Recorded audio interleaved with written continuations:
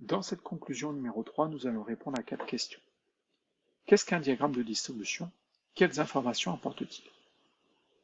C'est un diagramme représentant, donc le diagramme de distribution, c'est un diagramme représentant les pourcentages des deux espèces chimiques du même couple, acide-base, en fonction du pH.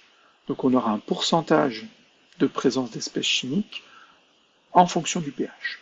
Il permet de connaître l'espèce chimique prédominante, celle dont la concentration est la plus importante, parmi celles du couple acide-base, soit l'acide soit la base, selon le pH de la solution, de retrouver le pK du couple, et là, on pourra le retrouver, le pK, c'est le pH lorsque les deux espèces sont à 50%, l'acide et la base, de calculer les concentrations des espèces du couple si on connaît la concentration solutée apportée. Je dis, je connais la concentration, j'ai mis 2 moles par litre d'acide au départ dans de l'eau.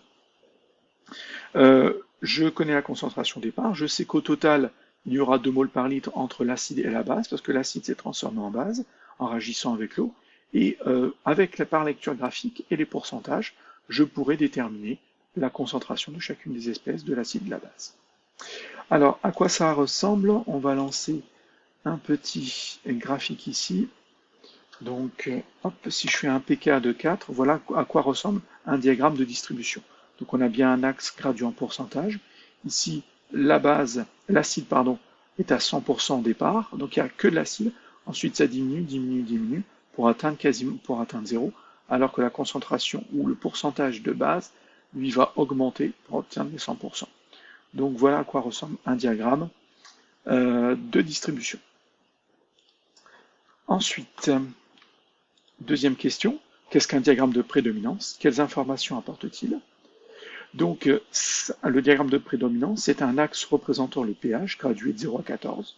Il permet de connaître l'espèce chimique prédominante parmi celles du couple acide-base, donc toujours systématiquement, est-ce que j'ai plus d'acide ou du base du même couple? Est-ce que la concentration de l'acide est supérieure à celle de la base ou inversement? Et ça, on va pouvoir le déterminer connaissant le pK du couple.